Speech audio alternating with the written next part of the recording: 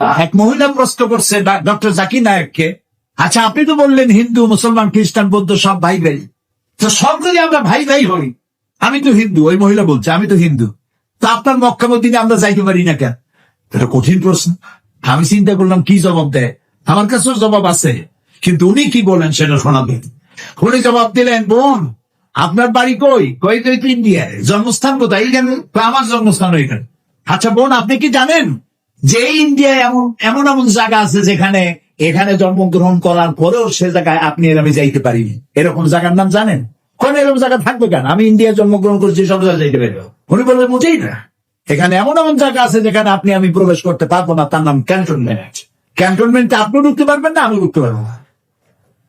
ক্যান্টনমেন্টে ঢুকবে যারা নিরাপত্তার দায়িত্বে, দেশরক্ষার দায়িত্বে যারা আছে, যে কোনো মুহূর্তে ডাক দিয়ে বলে জান দেওয়ার জন্য, রক্ত দেওয়ার জন্য, জীবন দেওয়ার জন্য ঝাঁপায় পড়বে, সেসব সেনাবাহিনীর জন্যই ক্যান্টনমেন্ট তৈরি করা।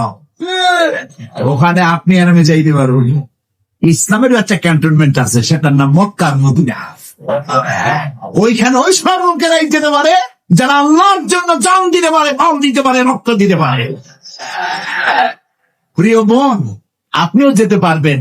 আপনার পাসপোর্টে একটা ভিসা লাগান, ভিসার নাম লা ইলাহা ইল্লাল্লাহ মুহাম্মাদুর রাসূলুল্লাহ। কালকে আপনি মক্কা মদিনা চলে যান।